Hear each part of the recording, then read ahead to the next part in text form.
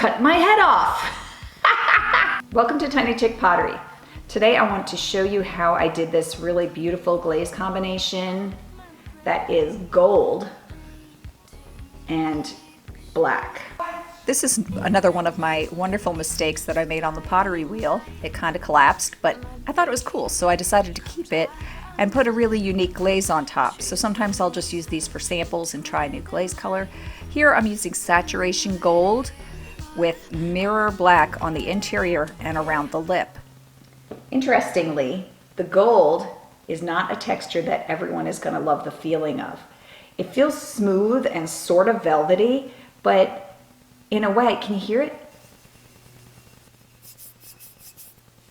It has a different feel, so maybe some people aren't going to really like this on their hands. So I have a solution to that problem, which is I'm going to paint a band of mirror black here and gold on the top and bottom, and then do the interior in mirror black. You can't use gold. I mean, I don't think that it's a good idea to use gold on the interior because the product might not be food safe at that point, because the metallic ones, there can be leaching of acid, which could change the color. Like say you left coffee in it, it might change the color of the gold or eat through that gold. Or even the matte finish glazes aren't really the best for food surfaces because it might not seal it completely, even though the glaze, I mean the clay body is probably fully vitrified, but the glaze might have cracks in it. The sandy particulates have kind of turned to glass. I think that's kind of what that means. When a clay body is fully vitrified, it doesn't absorb water. Sometimes you may have seen earthenware products that people used in, oops, I did it again. I meant to say in antiquity. And they didn't have any kind of glaze on them, and yet somehow they survived. Well, also there's another procedure that you could look at if you're interested in earthenware pottery that is not glazed. There is a procedure where you can paint milk on the inside and bake it in the oven over and over again in order to create a seal that keeps food from leaching in. However, I would not sell those items because they haven't been studied, they haven't been tested like they test things down at the glaze companies. So the products I'm using today are Potter's Choice Saturation Gold by Amaco, some Mayco Stoneware Glaze Mirror Black SW132, lead-free cone 5/6. Always make sure that the cone of your clay body matches the cone that you're firing it to in your kiln and the cone of your glazes. Time you sit down to glaze, reread the instructions on the bottle. It'll save you headaches in the long run. If you want to save a fortune in glazes, go ahead and buy the gallon size of the ones you use very frequently. Always shake and then stir your glazes so that you get all the particulates up from the bottom. Settle, and you might not get great results if you don't have all the particulates all mixed well throughout. When my glazed lids get very stuck, sometimes I have to pound on the top with a hammer and then pound around the sides to get them loose. Always use something that's clean and doesn't have any other glazes on it to stir with. You don't want to contaminate your glazes with other glazes because you will get weird results that you probably don't expect.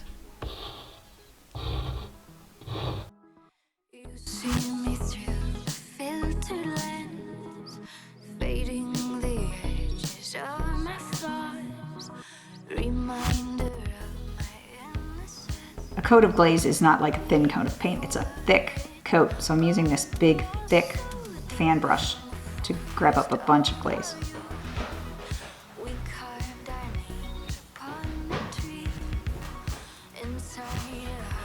The chimney sweep showed up and was working, and I just got distracted and I forgot to put the gold at the bottom. I wanted to put gold at the bottom because I didn't want the mirror black to drip. So what I'm doing here is just taking a wet sponge and I'm just wiping back as much of the glaze as I can get back out. And then I'm going to put gold at the bottom and another band of gold below that band at the top, which is mirror black. It's actually good to see somebody mess up because then you can find out that there is a solution and you can fix these kind of mistakes. So if you change your mind about the glaze, just wash it back off. I always like to dab some glaze on my finger and mark in the bottom where I have my Tiny Chick Pottery logo impressed, and then I have the date, and I also have the number of the series, like how many tumblers I made. This is a tumbler, so I don't know. It's probably like number 3. Let's see. What number is it? All will be revealed.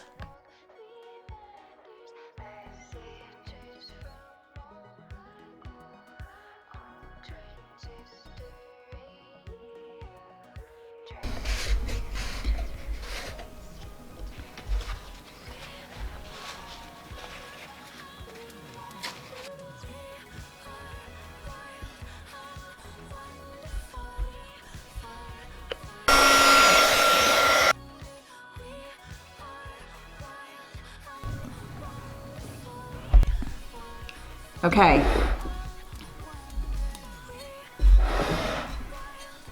Coat number 3.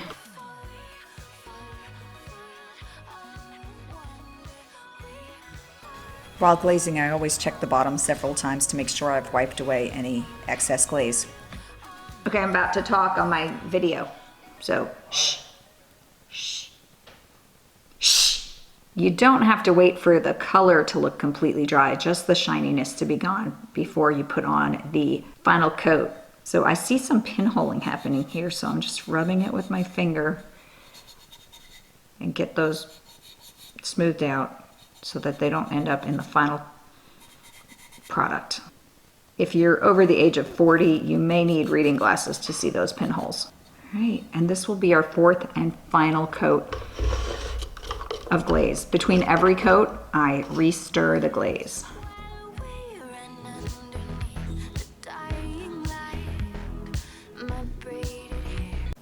There we go. So that will make a nice textured spot here where they can hold without feeling that sort of weird velvety gold finish feeling. Once you've painted glaze on your bisqueware, you can put it into your kiln for a cone 5 firing with a 10-minute hold, and you should get the same results that I do. I'm using a white stoneware clay.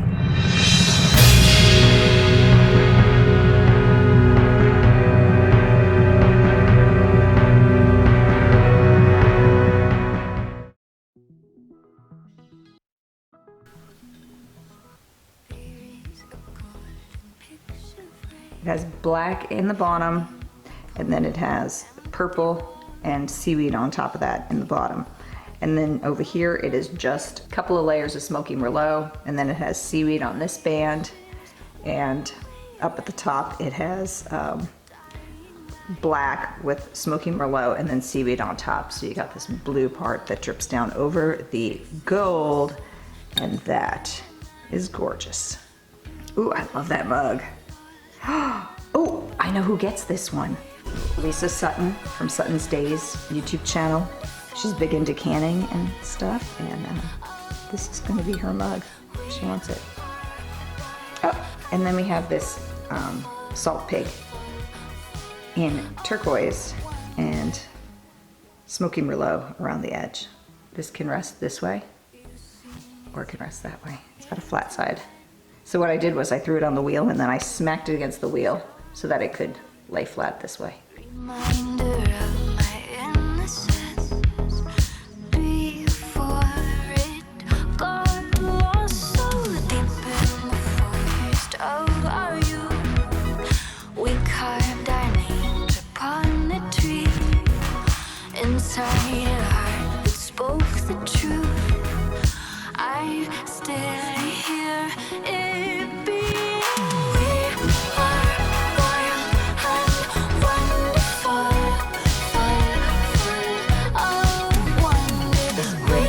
Smoky merlot painted just around the rim twice.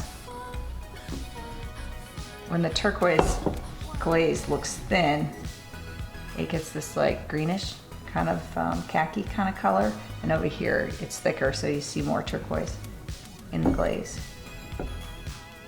You kind of just get the hints of purple and turquoise where they're overlapped. I'm so sorry, I completely screwed up my sound quality. And I wanted to tell you here that there's a video where I teach you how to do the smoky merlot, seaweed, and obsidian combination that makes this beautiful purple, bluish, greenish thing. That's called the Northern Lights combination, and I will put a link to that video on the screen. You can click on one of these pictures and get right to that video. And if you've already seen that one and you want to see another video, maybe try this other video here on the other side of the screen. Bye!